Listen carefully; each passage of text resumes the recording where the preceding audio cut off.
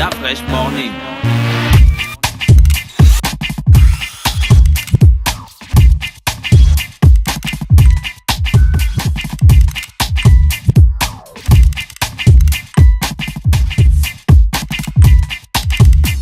urbanfm.fr.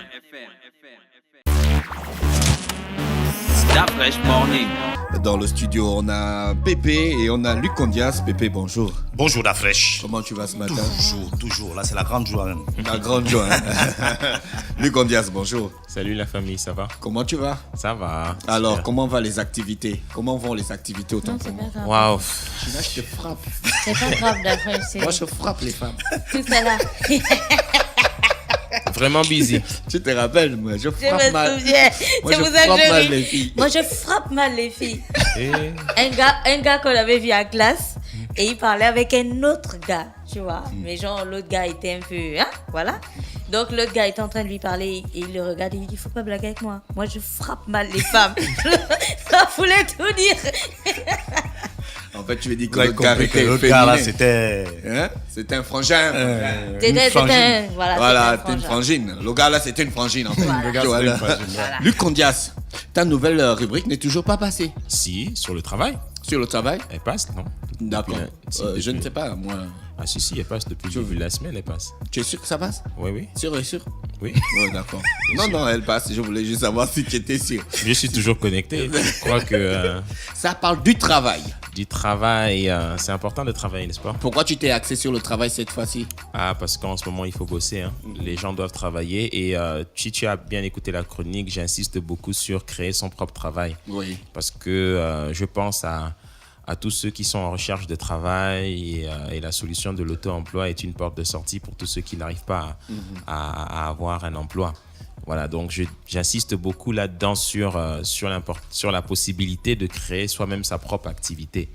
Voilà, je dis ce n'est pas parce que vous n'avez pas d'emploi que vous êtes condamné à ne rien faire. Vous pouvez vous lever tous les matins et vous-même créer votre propre activité. C'est vrai. Et j'insiste aussi sur le fait qu'on n'est pas obligé d'attendre d'avoir un capital de départ pour commencer une activité. On peut commencer de rien, on peut commencer avec zéro. Il suffit juste d'avoir une bonne idée, un peu de créativité, une bonne dose de détermination et d'audace et de persévérance. Et puis on avance. Mais il ne faut pas rester sans rien faire. Voilà, c'est un principe dans la vie, celui de travailler, qui conduit au succès. Et il ne faut pas attendre que la solution vienne de quelqu'un d'autre. Mais est-ce que tu penses que c'est facile pour quelqu'un de créer son propre travail? J'ai jamais dit que c'était facile. J'ai jamais dit que c'était facile, mais c'est possible. Ça, c'est sûr. Donc, il y a beaucoup de choses qu'on peut faire. J'ai pas la solution type, hein, mais je sais qu'il y a des gens qui sont talentueux, qui peuvent faire des choses. Voilà, mais j'insiste sur le fait que il faut commencer à réfléchir, à se poser les bonnes questions. Je dis à un moment, regardez autour de vous, il y a des problèmes, il y a des difficultés. Nous sommes dans une société, dans une économie où il y a encore beaucoup de choses à faire. Et chacun, à son niveau, peut être la solution à un problème pour une autre personne. Il faut juste regarder autour de soi et voir ce qu'on peut faire. D'accord, Voilà, ok. tu vois.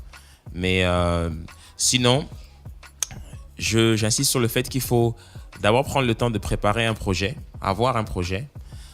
C'est important d'avoir un projet, d'avoir une vision de départ. Et quand on commence à bien réfléchir, à regarder autour de soi, à faire appel aux gens, la famille, les amis, on peut aussi obtenir de l'aide d'autres personnes. Mais une chose est sûre, il faut avoir un projet et commencer à le développer. C'est vrai que les gens s'arrêtent beaucoup sur l'argent. J'ai pas d'argent, je peux rien faire, tout ça. Mais il faut pas regarder à l'argent. Tout entrepreneur qui démarre ne démarre pas toujours avec de l'argent, même si l'argent est très important. Voilà, donc avoir un projet et être un peu passionné aussi.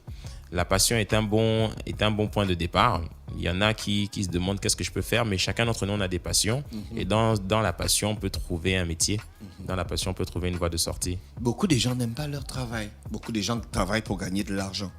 Beaucoup de gens ne travaillent pas parce qu'ils sont passionnés. Ça, c'est Qu'est-ce dommage. qui peut expliquer ça? C'est dommage parce que, bon, il y en a qui n'ont pas le choix, ça c'est sûr. Il y a beaucoup, ils sont dans des configurations, ils n'ont pas le choix. C'est pas eux qui ont choisi leur boulot, c'est le boulot qui les a choisis. Hein? Mais si tu n'aimes pas ce que tu fais, tu peux très bien commencer à développer une activité à côté.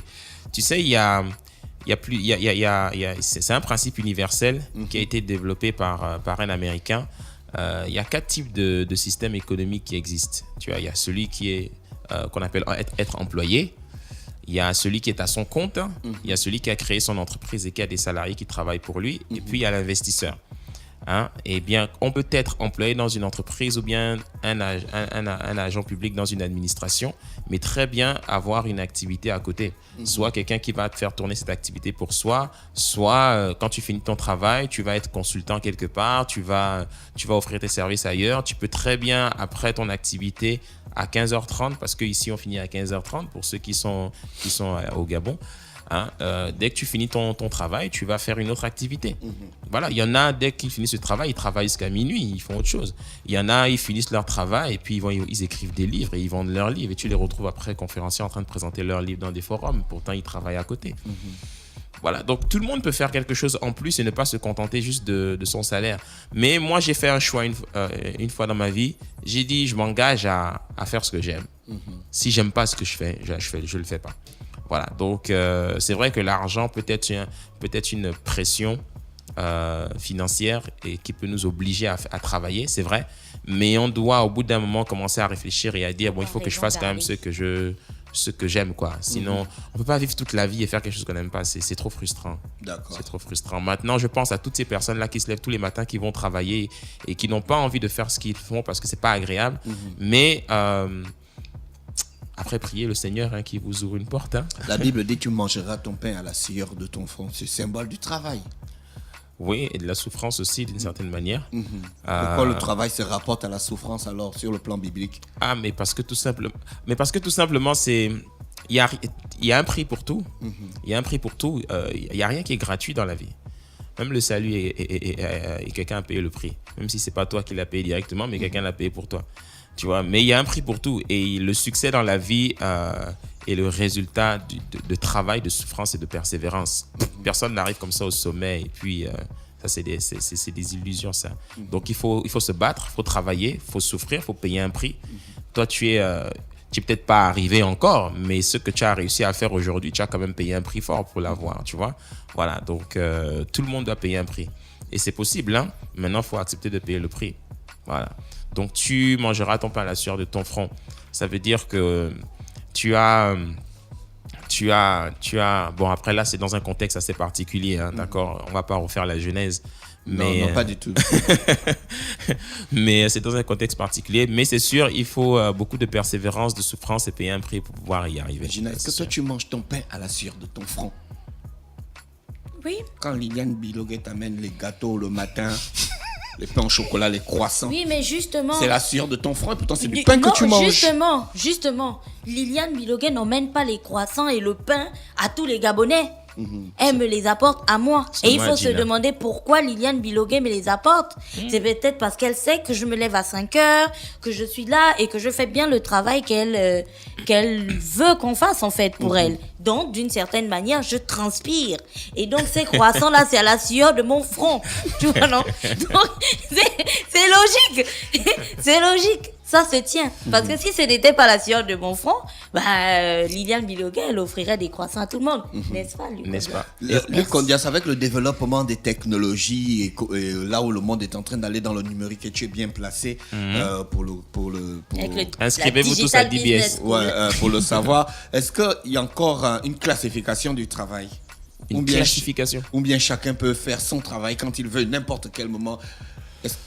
Aujourd'hui, il y a un auteur américain qui s'appelle Robert Kiyosaki qui a sorti un livre qui est très bien, que j'invite tout le monde à lire, qui s'appelle L'entreprise du 21e siècle, où il parle en fait dedans du fait qu'on peut aujourd'hui avoir notre propre travail grâce à toutes les activités de marketing, de réseau, etc.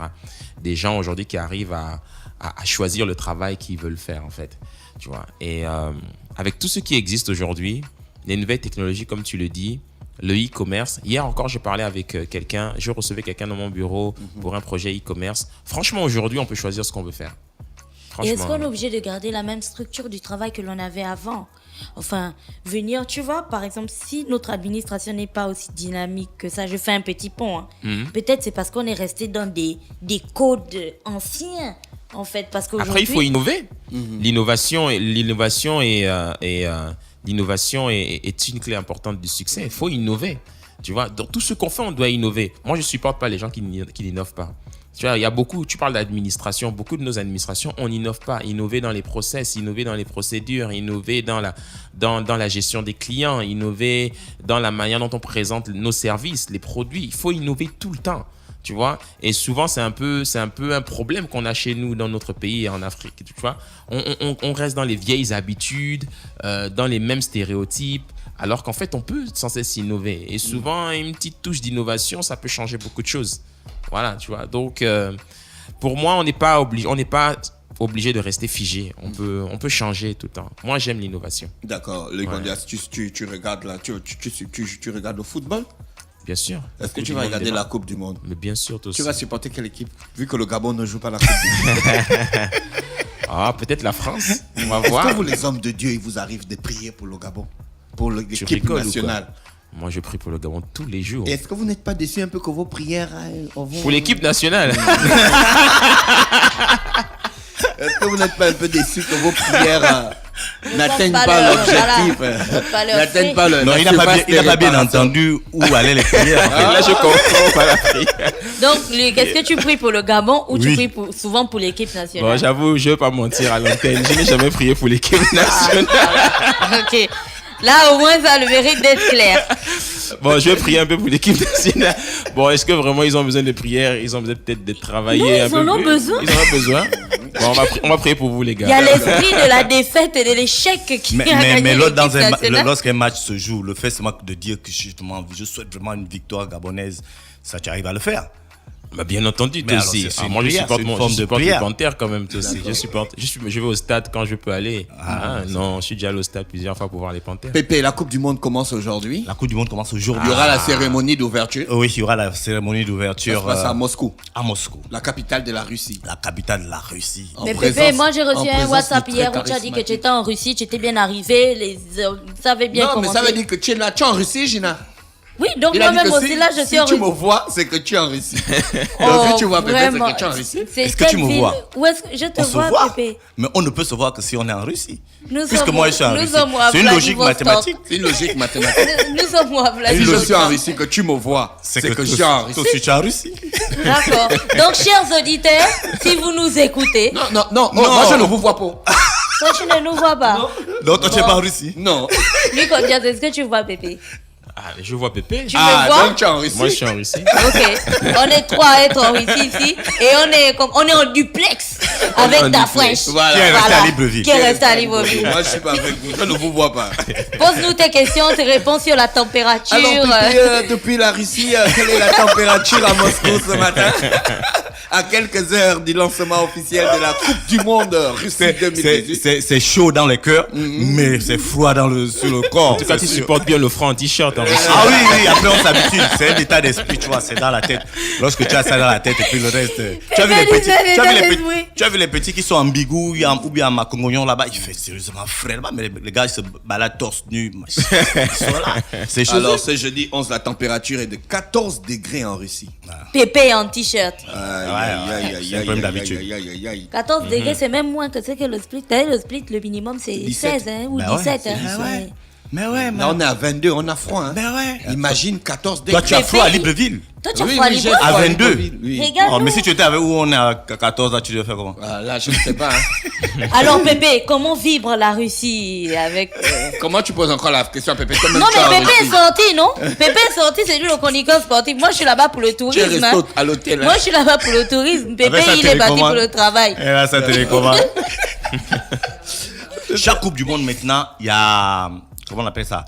Les organisateurs choisissent un animal pour faire des pronostics. Ah, Il y a c'est eu quoi la peu- mascotte, d'ailleurs?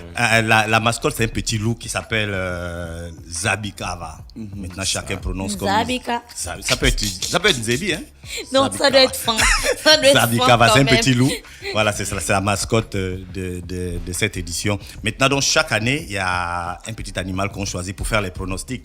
Ça y est. Cette année, c'est un chat, un petit chat qui s'appelle Achille. Il est sourd, il est aveugle. Et donc, Un chat qui est sourd et aveugle. ouais.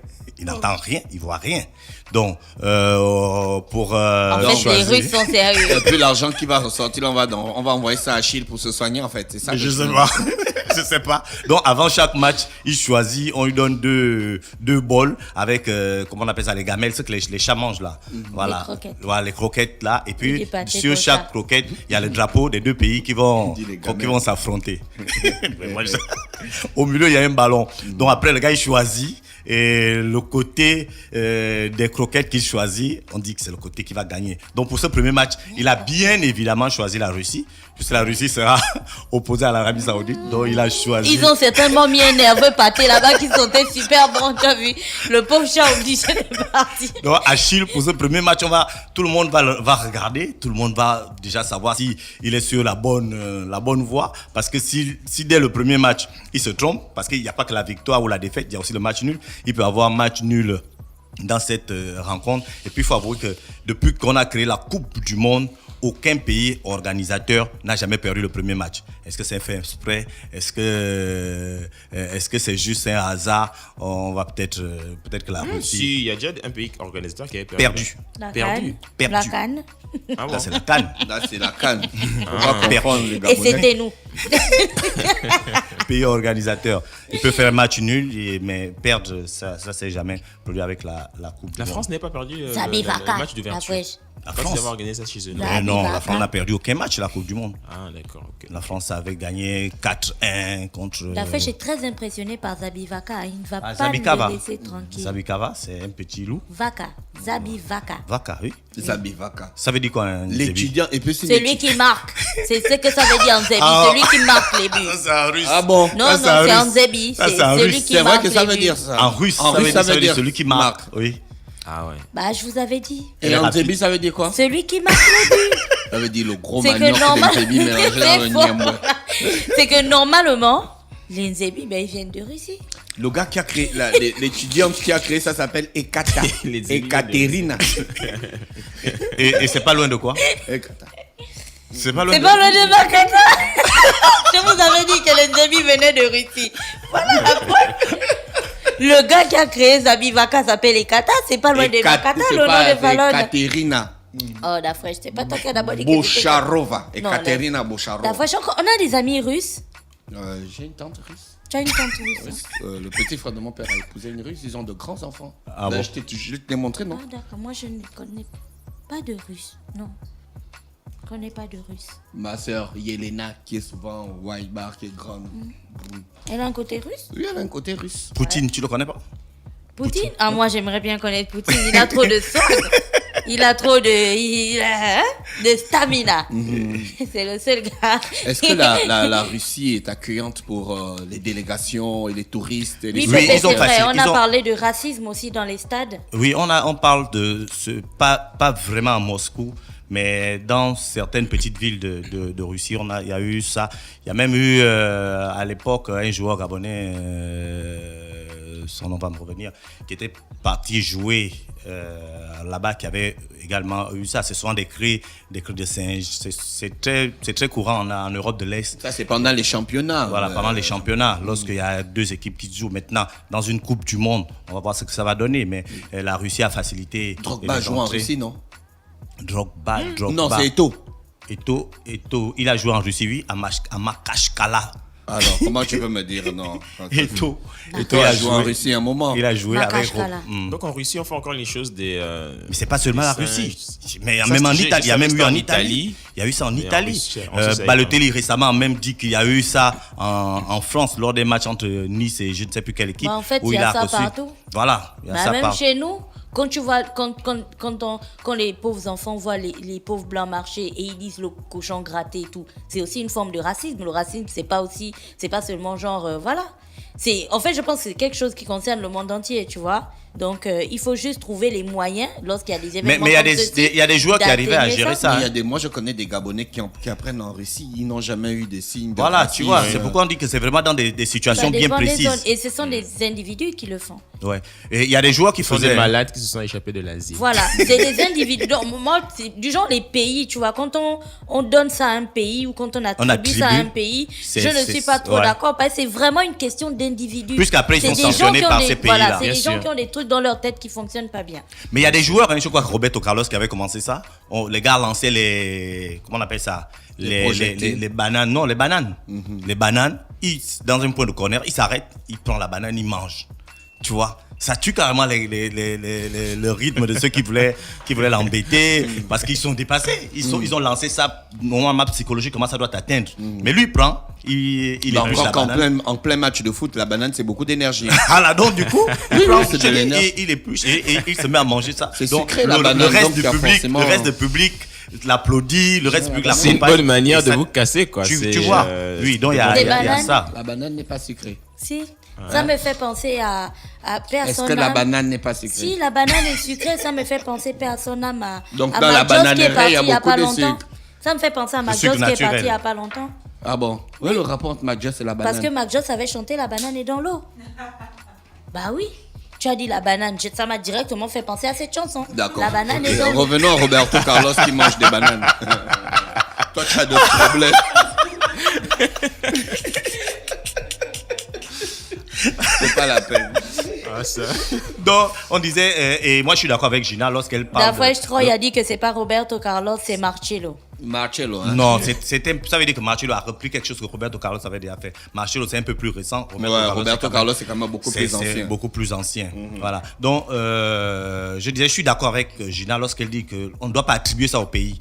Parce que souvent même, on n'est même pas sûr que celui qui vient créer ou celui qui lance, il est même de ce pays. Tu vois, donc c'est vraiment des individus qu'il faut souvent identifier lorsqu'il y a des compétitions et les sanctions avec la FIFA. La FIFA ne blague plus avec le racisme là. D'abord, on le voit sur les maillots, nos racismes, il le voit des banderoles en début de match. Il y a toujours ça pour rappeler que le football est là pour unir les populations, pour unir les peuples et non pour les diviser. Donc c'est souvent un gros combat.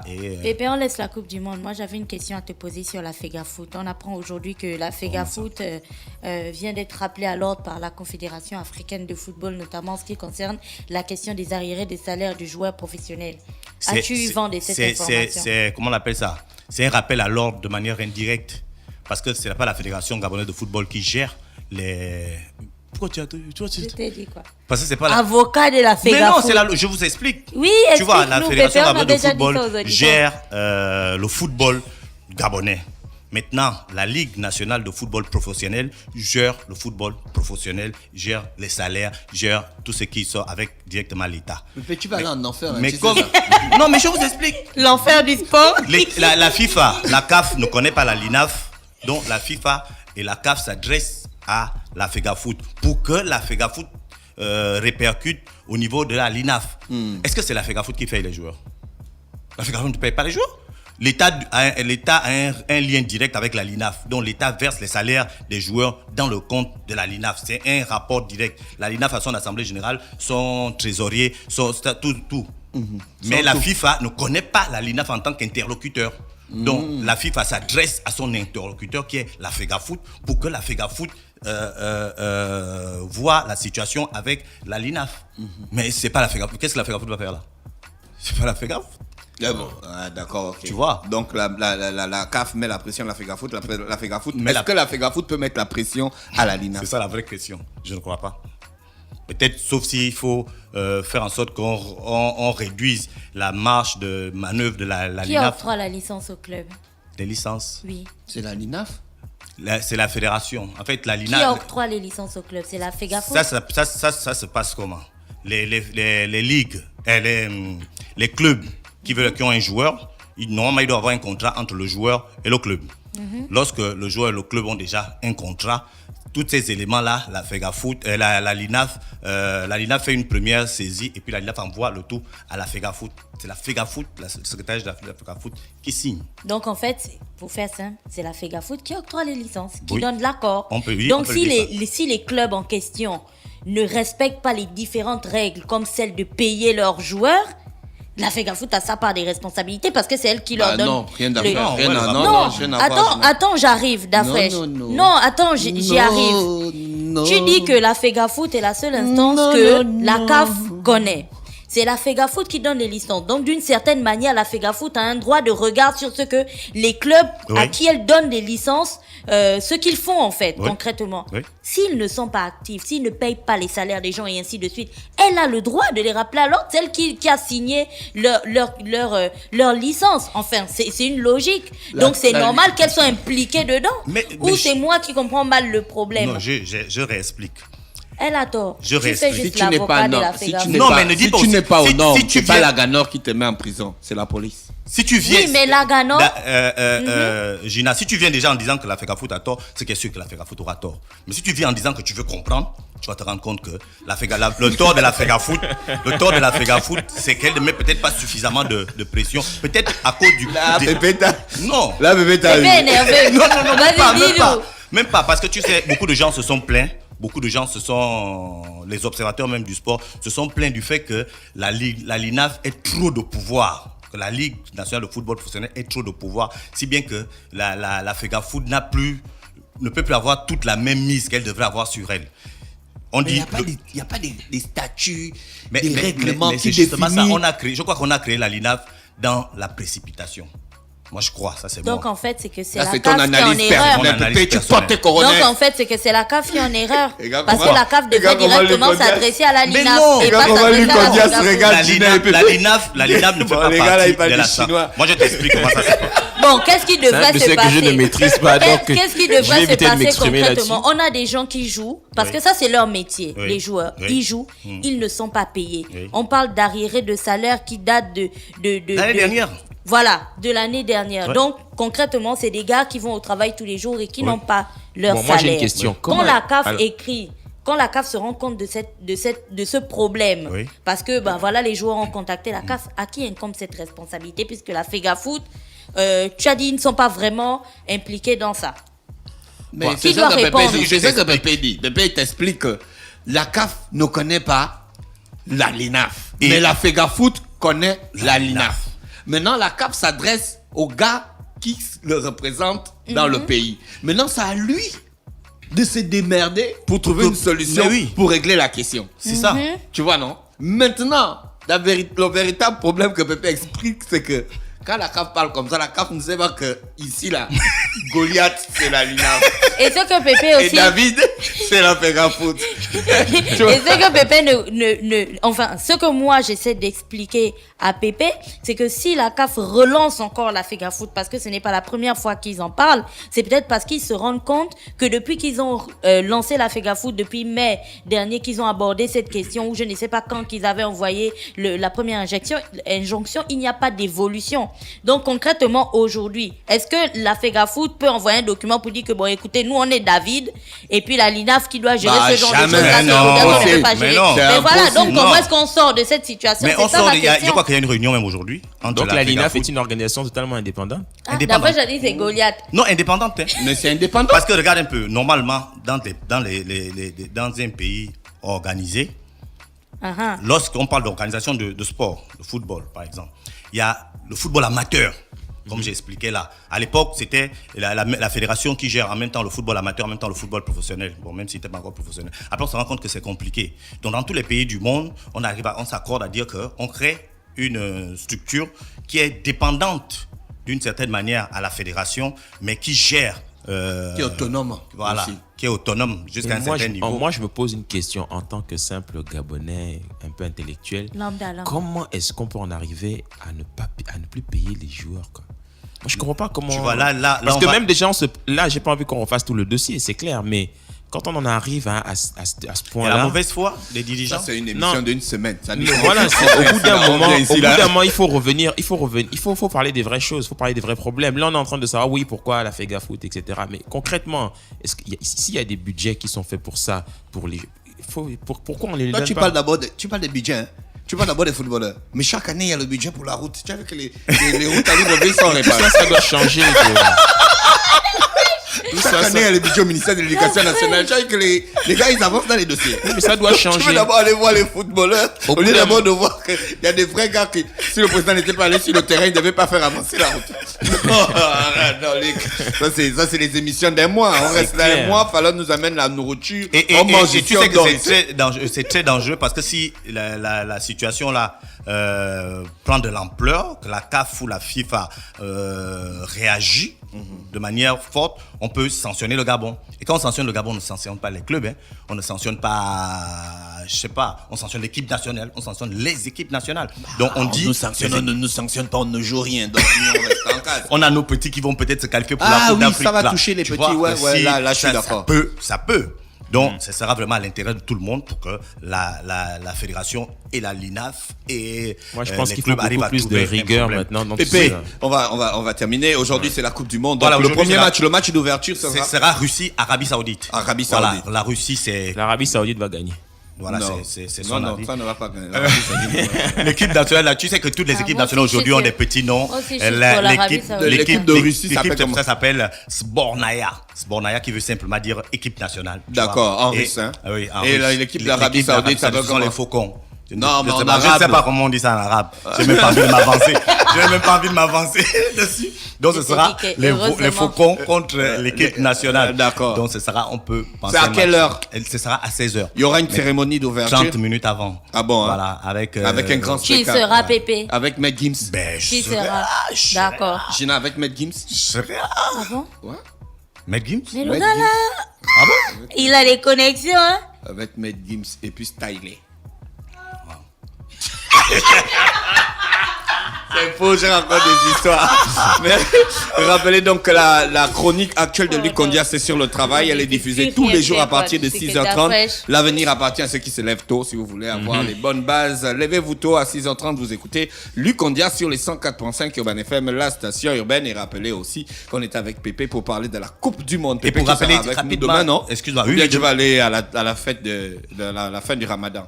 Demain, si c'est ouvert, je suis là. D'accord, Pépé. Mais je voulais juste rappeler que, comme ci, comme ça, mais le championnat s'est achevé. Et Manga Sport est champion du Gabon. Merci Pépé, je l'avais dit. Si Champion, Manga Sport est champion du Gabon. Je vous avais dit que Manga Restez Sport. connectés sur les 104.5 Urban FM, la station urbaine. On retrouve l'équipe de l'Institut français juste après. Urban FM 104.5, la station urbaine. Vous écoutez Urban FM 104.5, la station urbaine. Urban FM, première radio chez les jeunes.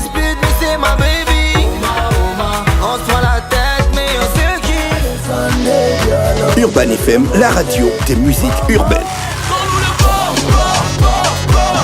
Urban FM 104.5, la station urbaine. Stop Fresh Morning.